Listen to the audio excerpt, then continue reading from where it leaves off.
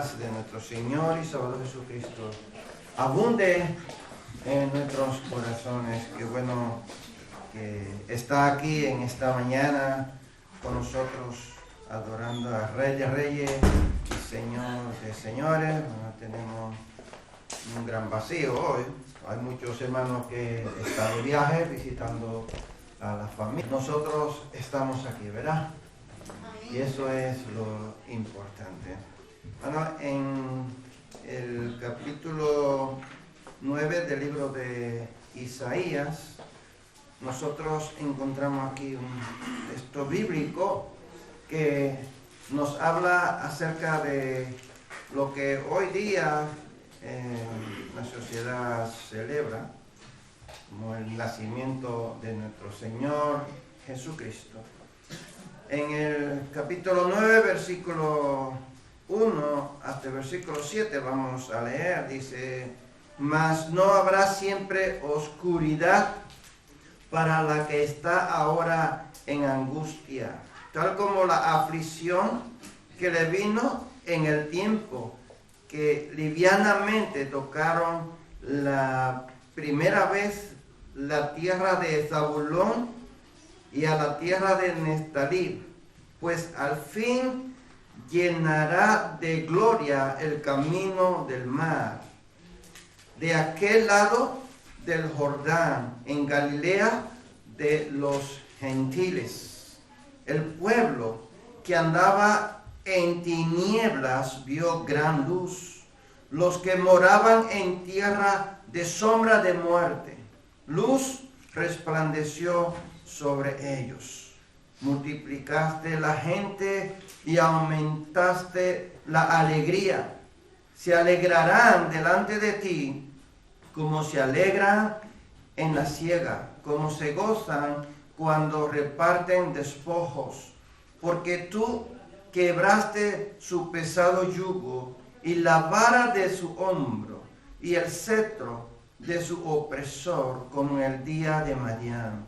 Porque todo calzado que lleva el guerrero en el tumulto de la batalla y todo manto revolcado en sangre serán quemados, pasto del fuego. Porque un niño nos es nacido, hijo nos es dado, y el principado sobre su hombro, y se llamará su nombre admirable, consejero, Dios fuerte, Padre eterno, príncipe de paz. Lo dilatado de su imperio y la paz no tendrá límite sobre el trono de David y sobre su reino, disponiéndolo y confirmándolo en juicio y en justicia desde ahora y para siempre. El celo de Jehová de los ejércitos hará esto. Amén. En estos días, todos los años, encontramos muchos mensajes acerca del nacimiento del niño Jesús. Vemos los anuncios, vemos películas, vemos YouTube, vemos de todo, ¿verdad? Enfocado a la Navidad, a celebrar el nacimiento de Jesús. Y entre de estos anuncios nosotros encontramos a muchas personas, a muchos cristianos haciendo un llamado a no corrompernos con estas fiestas paganas, ¿cierto? Me imagino que todos vemos año tras año lo mismo, ¿no? Bueno, pero yo no quiero venir a hablarte de fiestas paganas ni de nada de eso. Yo vengo a hablarte de la luz que vino a este mundo. La luz que alumbra a todo ser humano nacido y por nacer. Él es esa luz, ¿verdad? Que los profetas venían anunciando que ya no iba a haber más tiniebla. Bueno, Y dentro de este anuncio de los profetas, también nosotros encontramos a ese Jesús. Desde el Antiguo Testamento, yo diría desde Génesis capítulo 3 hasta el Apocalipsis, encontramos a Jesús por toda parte de las Escrituras. Muchos dicen no, otros creemos que sí, que esas apariciones de Jesús, de hecho, estos nombres que el profeta Isaías nos da aquí: admirable, consejero, Padre eterno, príncipe de paz. Todos estos nombres nosotros los encontramos al ángel de Jehová en el Antiguo Testamento, en cada aparición, hablando con cierto hombre de Dios, él le daba estos nombres. Príncipe del ejército del cielo, nosotros lo encontramos ¿a dónde? Sentado en el muro de Jericó, cuando el pueblo de Israel iba a tomar posición para entrar. Él estaba ahí sentado. Y Josué le pregunta: ¿tú quién eres? ¿Eres de lo nuestro o eres en contra nuestra? Él dice: no, vengo como príncipe del ejército del cielo. Y aquí el profeta le dice: príncipe de paz. Bueno, entre este nacimiento de nuestro Señor Jesucristo, nosotros nos encontramos, y quiero hacer un paréntesis aquí antes de empezar a predicar, 3 o 5 minutitos nomás. Así que si tiene algunos apuntes, puede anotarlo, porque esto es para investigar. Esto para los que les gustan investigar, pueden investigarlo. De lo contrario, lo van a tener el mensaje ahí grabado en la página de la iglesia, en el canal de YouTube, y lo podrán escuchar y podrán buscar estos textos bíblicos que les voy a dar. Normalmente nos encontramos con muchas personas diciéndonos de si Jesús nació un 25 de diciembre o si nació en septiembre, octubre. Y tenemos esas confusiones, ¿verdad? Esas confusiones hay. Bueno, la Biblia nos da mucho detalle acerca del nacimiento de Jesús y del nacimiento de Juan. Lo único que nosotros tenemos que profundizar y buscar y ¿cómo decirle? Colocar las piezas del puzzle ahí una con otra. Bueno, el primer punto bíblico que nosotros encontramos lo vamos a tener en el libro de Lucas, capítulo 1. En el libro de Lucas, capítulo 1, nosotros vamos a encontrar lo siguiente que nos dice Lucas aquí. En el capítulo 1, vamos a ver, nos dice aquí, hablando acerca del padre de Juan, nos dice: hubo en los días de Herodes, rey de Judea, un sacerdote llamado Zacarías, de la clase de Abías. Clase de Abías, me detengo aquí. Vale, como de la clase de Abías, el versículo 5 de capítulo 1 de Lucas. Vale, pues este dato de Abías es la línea de los sacerdotes, de la misma línea de Aarón. ¿Sabe que Aarón fue el primer sacerdote en el pueblo de Israel? Y a partir de ahí fueron levantándose más sacerdotes de la misma línea de los levitas que Dios escogió. Pues Abías pertenecía a ese grupo. El rey David dividió para que los sacerdotes descansaran y no estuvieran todos ahí aglomerados, sino que cada uno de ellos tuvieran un lugar, un día asignado. Lo dividió en 24 grupos a los sacerdotes. Y estos sacerdotes tenían que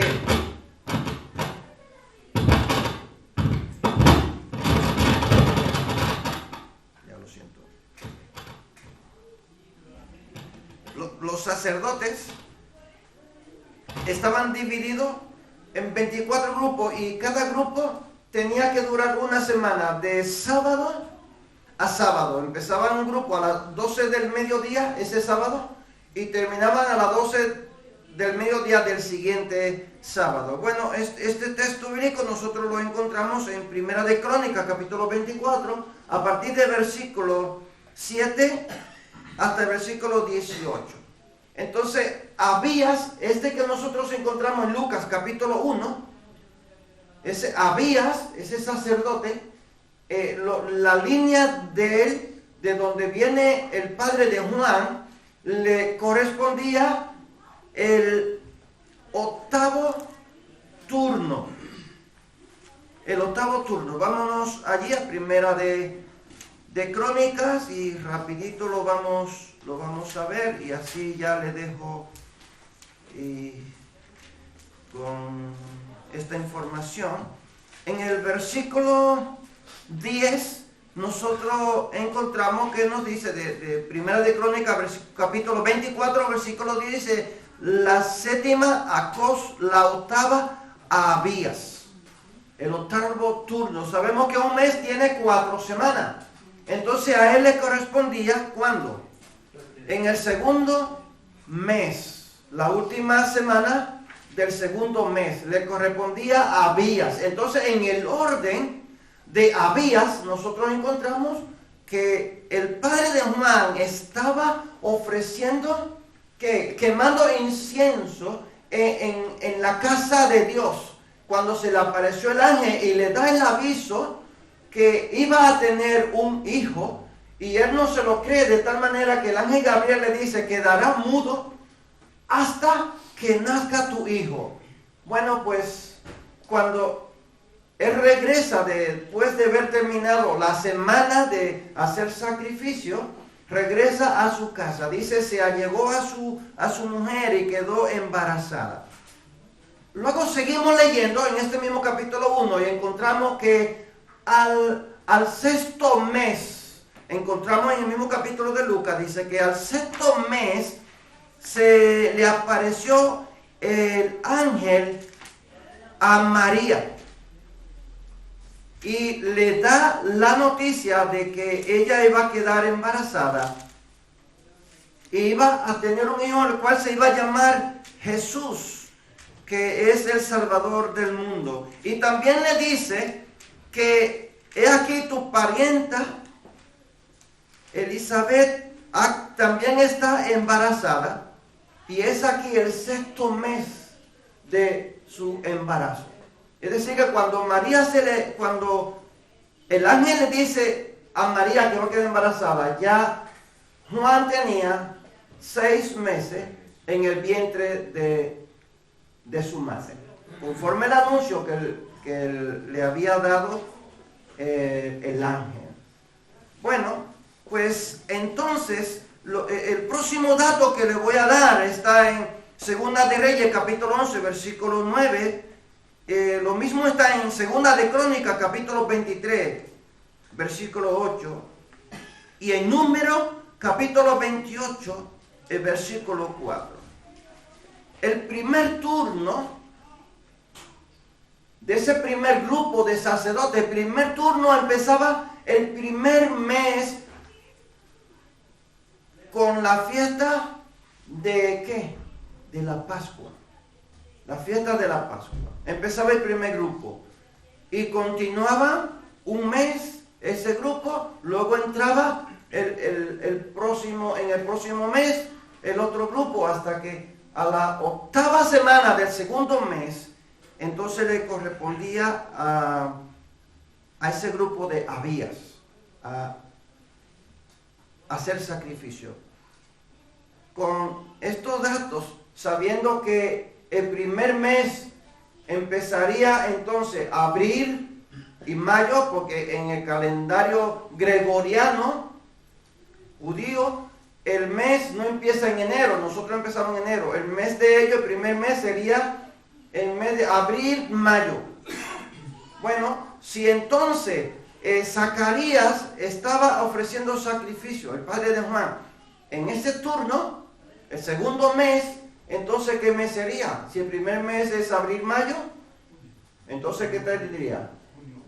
Junio, ¿no? Sería el mes en que él estaba haciendo. Bueno, si entonces, vamos a decir que en junio haya quedado embarazada su esposa. Si contamos de junio, 9 meses, ¿en qué mes nació entonces Juan? En primavera. Por eso encontramos que Juan supuestamente habrá nacido en primavera en esos meses de abril, ¿no? Más o menos. Bueno, el siguiente dato es que si Juan le lleva 6 meses de embarazo a Jesús, ¿cuántos meses entonces hacían falta cuántos meses después que para nacer Juan? Hacían falta 3 meses, ¿no? ¿Cierto? Pues ahí podemos contar, y entonces Jesús nacería en el mes cuando se celebraba la Pascua judía. Septiembre, octubre. Septiembre, octubre. Con estos textos bíblicos que yo le he dado, lo pueden investigar y pueden deducir más o menos que Jesús no nació en diciembre, 25 de diciembre, sino que nació en septiembre, octubre. Es la fecha en que Jesús habrá nacido. Por varias razones. Por los datos bíblicos que encontramos, y otra razón es porque los pastores en el tiempo de ahora no andan fuera. Sin embargo, nosotros encontramos que cuando Jesús nace, habían pastores. Un ángel se le aparece a los pastores y le dice que ha nacido el Mesías. Si hubiera sido en este tiempo de frío, de nieve, en aquel tiempo nevaba mucho más que ahora, las ovejas no andan fuera pastando, están dentro del corral y de allí se le echa el alimento. Son los datos que le puedo decir, porque siempre en esta fecha nos encontramos con muchas personas intentando confundir. Entonces la Biblia no es de confusión, la Biblia es clara, ¿verdad? Y precisa.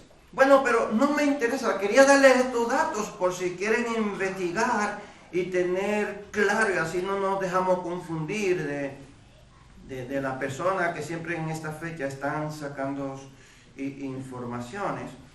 Pero bueno, me quiero enfocar en lo que el profeta Isaías nos está diciendo aquí, el anuncio de este niño que nos iba a nacer. Bueno, nosotros como cristianos no debe de preocupar si nació en septiembre o si nació en diciembre. A mí no me preocupa en qué fecha él nació. Para mí, yo celebro Navidad 365 días al año. Yo celebro que Jesús vino a este mundo para salvarme. Para mí no hay un día más ni un día menos. Todos los días para mí son iguales. Un día de yo celebrar, de yo disfrutar, de yo gozarme, de deleitarme en la palabra del Señor, en servirles a Él, adorarle. Bueno, el anuncio que el profeta Isaías nos está dando es que el pueblo que andaba en tiniebla vio gran luz, y el profeta lo da ya realizado, lo da por hecho. El pueblo, ¿cuál era ese pueblo que andaba en tiniebla y que iba a ver gran luz? Pues en el versículo 1 nos está diciendo quién era ese pueblo. Mas no sabrá siempre oscuridad. Escucha bien, o sea que la ciudad de Neftalí y de Zabulón, al otro lado del Jordán, estaban ¿en qué? En oscuridad. ¿Y qué es lo que nosotros entendemos por oscuridad? Bueno, nosotros entendemos por oscuridad algo que tú no conoces. Bueno, ¿por qué nos da miedo la oscuridad? Porque no sabemos a dónde vamos. No sabemos qué peligro hay en el camino, ¿cierto? ¿Qué otra cosa nosotros le tenemos miedo? Irnos con un desconocido, con alguien que nosotros no conocemos. Nos da miedo, ¿por qué? Porque no lo conocemos.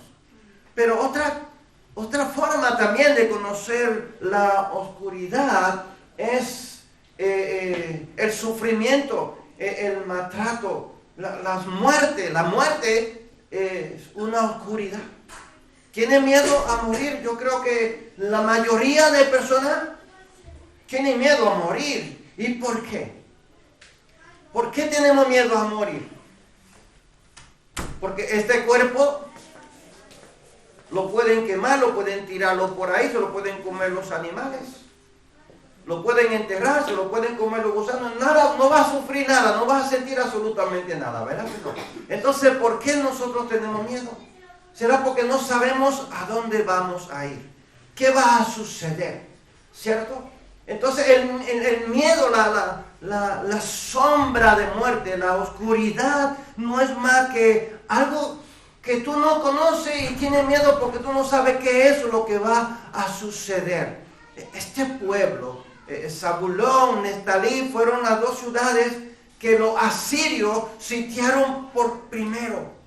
Fue el pueblo que más sufrió del norte de Israel. Estos fueron los pueblos atormentados, los pueblos masacrados, los que esclavizaron primero. Y por eso estaban en sombra de ¿qué? De muerte. Y estaban desamparados, no tenían personas que se dolieran por ellos, que fueran a auxiliarlos, que los defendieran. Estaban bastante solos, hundidos en un sufrimiento profundo. Por lo tanto, como están en ese sufrimiento, en esa oscuridad, nosotros muchas veces decimos, yo no veo luz al final del camino cuando estamos metidos en un problema, ¿verdad que sí? Yo no veo una salida, yo no veo luz. ¿Por qué? Porque no sabemos, nosotros desconocemos que hay más allá. Pero yo quiero decirte que el anuncio que el profeta le da a esta ciudad es que no va a haber más tiniebla para ellos, sino que va a haber gozo, que va a haber alegría, que va a multiplicar a la gente, que se van a gozar. Y quiero decirte que a la ciudad donde Jesús se ubica, donde está el lago de Galilea, es donde Jesús estuvo más cerca de la gente, donde más milagros hizo, más sanidades, donde más alimentó a la persona. A lo que Jesús le dedicó más tiempo fue a esta ciudad de Neftalí y Zabulón. La profecía que el profeta le está dándoles a ellos se cumple en Jesús. ¿Vieron luz? Cómo la multitud le seguía, cómo ellos se gozaban, se gozarán como se regocijan en el tiempo de la siega, en el tiempo de la abundancia. Sí, tenían allí esa luz que le iba a guiar hacia donde ellos ir. ¿Y dónde más nosotros queremos ir que no sea a morar? En el reino de los cielos. ¿Tú a dónde quieres ir? ¿A dónde quieres ir? ¿Al reino de los cielos o a la muerte eterna? ¿Sabes que la oscuridad es algo que aterroriza? Y yo creo que el miedo que nosotros tenemos más grande en nuestra vida es el miedo a que si seré salvo o seré condenado. Y es el miedo que atormenta a todas las personas. Y muchas veces tenemos gran duda en nuestros corazones. Y nuestro pensamiento está siempre maquinando. Yo te quiero decir en esta mañana que si tú tienes dudas acerca de que si voy a ser salvo o no voy a ser salvo. Y tengo miedo a morirme.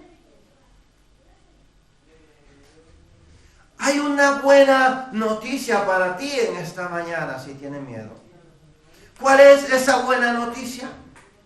Pues vamos a ver el cumplimiento de esa profecía en el libro de Juan capítulo 1, versículo 9 hasta el versículo 13. Libro de Juan. Escucha lo que aquí Juan está diciendo. Juan, que estaba en la tripita de su madre cuando el anuncio de María.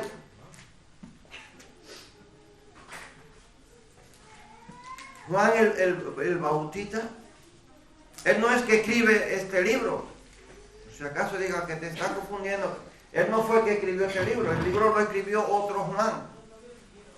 Pero está narrando todos los acontecimientos, todos los hechos de la vida de ese Juan el Bautista y del ministerio de Jesús. Él lo presenta como el Cordero de Dios, o Dios invisible, Dios visible aquí en la tierra.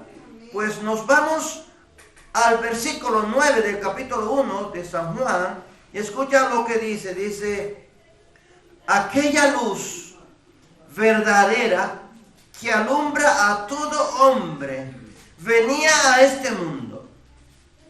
En el mundo estaba y el mundo por él fue hecho, pero el mundo no le conoció. A lo suyo vino y los suyos no le recibieron. Mas a todos los que le recibieron, a los que creen en su nombre, les dio potestad de ser hechos hijos de Dios, los cuales no son engendrados de sangre, ni de voluntad de carne, ni de voluntad de varón, sino de Dios. ¿Y qué anuncio más bueno nosotros queremos recibir que este anuncio?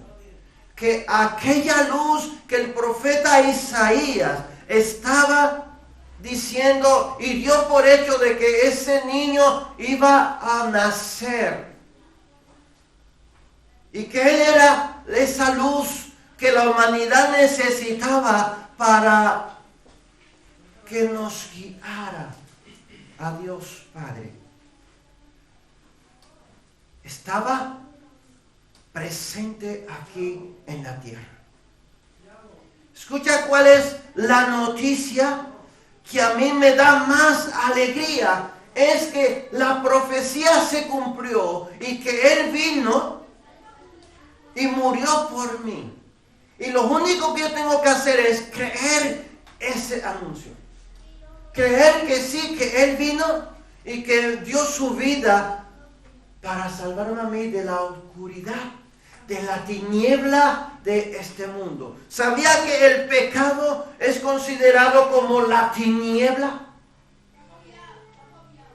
El pecado es oscuridad. La salvación en Cristo Jesús es luz. Pero ¿por qué Él es la luz? Y me imagino que te estarás preguntando, ¿pero por qué? ¿En qué sentido Él es la luz? ¿Por qué? La palabra de Dios, dice el salmista, es lámpara ¿a qué? A nuestros pies y lumbrera a nuestros caminos. O sea que la palabra de Dios ilumina por donde nosotros debemos de andar espiritualmente.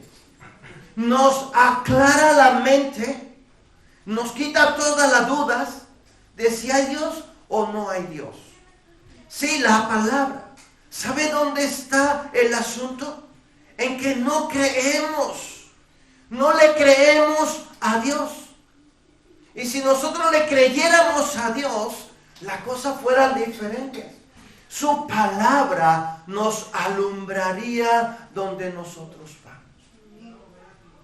¿Qué es lo que Juan está diciendo en el versículo 1 del capítulo 1? Escucha, en el principio era ¿qué? El verbo. Y el verbo era, escucha bien. En el principio era el verbo. El verbo era con Dios. ¿Y el verbo era qué? Dios. ¿Y qué nos quiere decir eso entonces? ¿Qué nos quiere decir eso? Que ese verbo fue hecho ¿qué? Fue hecho carne y habitó, ¿dónde? Entre nosotros. Y vimos su gloria, gloria como del unigénito, ¿hijo de qué? Hijo de Dios. ¿Qué es lo que Juan nos quiere decir? Entonces, ¿cuál es la luz? Lámpara a mi pie tu palabra. Si el verbo se hizo carne, Él es la luz que resplandece en el mundo para aclarar nuestros entendimientos. Para que nosotros podamos entender que el plan de Dios en cuanto a la salvación es redimirnos del pecado natural desde el principio de la creación de Adán y Eva. Y que Él nos coge a nosotros, nos mete en Cristo Jesús, y entonces nosotros empezamos a entender con claridad cuál es el propósito que Dios tiene con nosotros para salvarnos, para librarnos de ir a la condenación eterna, a la tiniebla. Él nos saca de la tiniebla y nos trae a su luz admirable de gloria. De otra forma que nosotros podemos entender más bien cómo es que Él es nuestra luz. ¿Quién se ha subido en un avión? Yo sí, me da miedo. Si te has subido en un avión, tú verás que tú vas por encima de las nubes. Y arriba está clarísimo, pero por abajo tú no ves tierra, tú solamente ves nubes, ¿verdad que sí? Bueno, pues en los tiempos del invierno, las nubes son más espesas y bajas. Y los aviones, cuando hay mucha niebla, que la niebla está en el suelo, en la tierra, los aviones no pueden ver ¿qué? A dónde van a aterrizar. Y los aviones, ¿a quién necesitan? Necesitan al que está en el control. Y ellos empiezan a hablar con el que está en el control, a decirle: yo no veo la pista de aterrizaje, ¿me puedes tú guiar? Y ya el piloto deja que quien controle el avión sea ¿quién? El que está en la torre. Y él le va dando coordenadas, le va diciendo: a tanto, gira tanto, baja tanto, sube tanto. Y él va haciendo lo que la coordenada que le va dando el de la torre de control. Escucha, el de la torre de control está viendo el avión, pero el piloto no está viendo al que está en la torre de control, él solamente está obedeciendo, está escuchando y obedeciendo lo que él le está diciendo, hasta que ese hombre que está en la torre de control aterriza el avión y todos llegan en salvo y sano a tierra. ¿Quién está viendo al avión? El que está en la torre de control, ¿cierto? Jesús es la luz que nos ilumina a nosotros y nos va guiando ¿a quién? A Dios el Padre, para que nosotros entremos a la gloria eterna, a la vida eterna. Y nosotros solo tenemos que dejarnos guiar de lo que nos dice las Escrituras, creer en ella y obedecerla. Y las Escrituras nos aclaran las dudas. cuando nosotros creemos, cuando nosotros aceptamos a Jesús. El piloto deja que el que está en la torre de control tome el control. Y de la única manera que tú y yo podemos ser guiados por esa luz, o ser guiados por Jesús, es dejándole a Él el control y solamente obedecer. No hay otra manera en la cual nosotros podemos ser salvos. Solo tenemos que creer que Él es el que nos guía.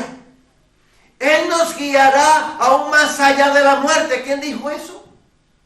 Lo dijo Job.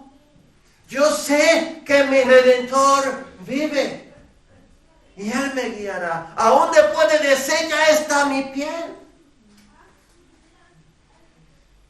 mis ojos le han de ver. Qué confianza, qué seguridad. Yo no sé si tú tienes esa confianza y esa seguridad en el Señor Jesús, de entregarle a Él el control de tu vida para que Él la controle. Tú me dirías, es que voy a tener que renunciar a todo. ¿Sí? Tiene que renunciar a todo para poder obedecerle a Él. Él lo hizo por ti y por mí. Dejó su trono de gloria para venir ¿a qué? A dar su vida en la cruz del Calvario por cada uno de nosotros. El profeta Isaías nos está diciendo que nos iba a ser dado un niño.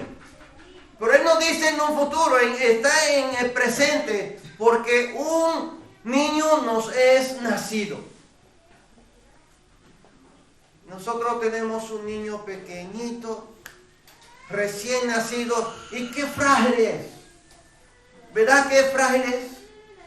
Necesita atención, necesita cuidado, necesita de su madre. Y Jesús necesitó todo eso y fue creciendo hasta hacerse un hombre. Todo el proceso de un niño Jesús lo sufrió, lo pasó. ¿Por qué? Dios podía haber mandado un ángel a morir por nosotros, ¿o no? Claro que sí, en su soberanía lo podía hacer. Jesús podía haber aparecido hecho un hombre. ¿Podía hacerlo o no? Claro, podía hacerlo. O el mismo Dios podía aparecer, hacerse visible y salvar al mundo limpiando del pecado. ¿O no lo podía hacer? Claro que sí, pero la humanidad necesitaba a alguien que hubiera pasado por ese proceso para que Él pudiera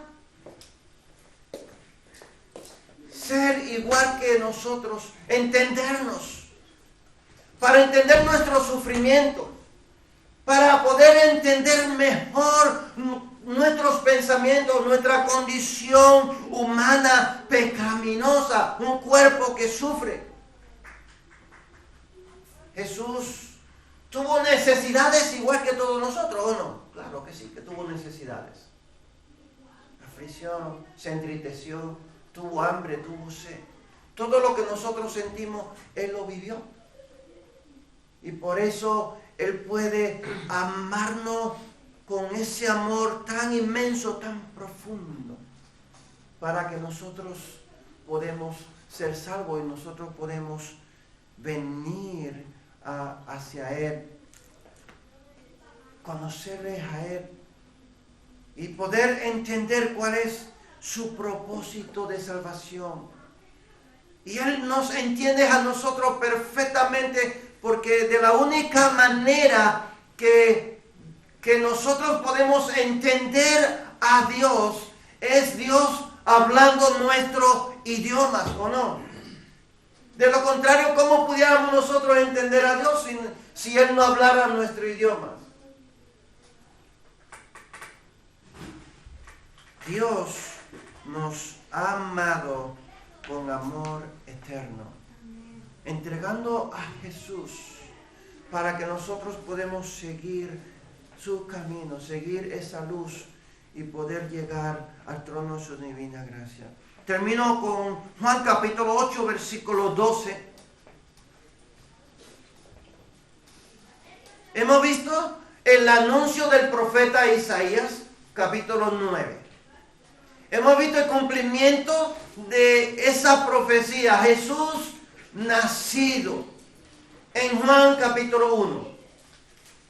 Y ahora vemos a alguien testificando y asegurando la profecía y asegurando lo que Juan está diciendo, que ese es el Cordero de Dios que quita el pecado del mundo. Escucha, Jesús dice, otra vez Jesús les habló diciendo, yo soy la luz del mundo. El que me sigue no andará en tinieblas, sino que tendrá la luz ¿de qué?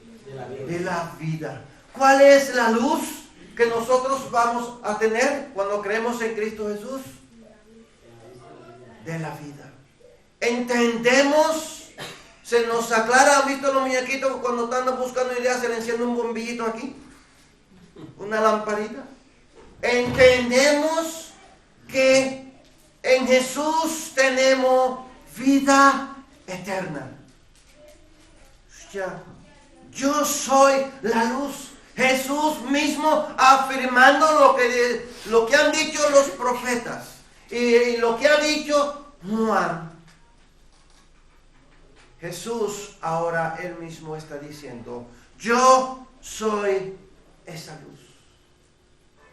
Bueno, aquí ellos están celebrando las fiestas de los tabernáculos. ¿Saben qué significa la fiesta de los tabernáculos? Tenían que hacer casitas con ramas para recordarse que ellos salieron de Egipto y que fueron peregrinos en el desierto y que habitaron así en el desierto. Y tenían que poner luces, muchas luces que alumbraran todo el recinto donde ellos estaban, para recordar que en el desierto una columna de fuego le alumbraba por donde quiera que ellos iban caminando de noche. Por el día una columna de nube, por la noche una columna de fuego. Pues esas luces significaban esa columna de fuego. Y cuando Jesús llega aquí, que ellos están celebrando esta fiesta, y está todo iluminado con muchas luces, Jesús les dice, yo soy la luz. Pero no le dice esa luz, sino la luz del mundo, la luz que alumbra al mundo. Yo soy la luz. En pocas palabras Jesús le está diciendo, estas luces tienen el significado de la columna de fuego por la noche. Jesús le está diciendo, yo soy la luz. Esa columna era yo. Yo soy la luz. O sea que Jesús lo que hace es que nos guía por lo que nosotros vamos a caminar. Ese camino, ese sendero que nos lleva a la vida eterna. Querido hermano, si tú tienes dudas en esta mañana,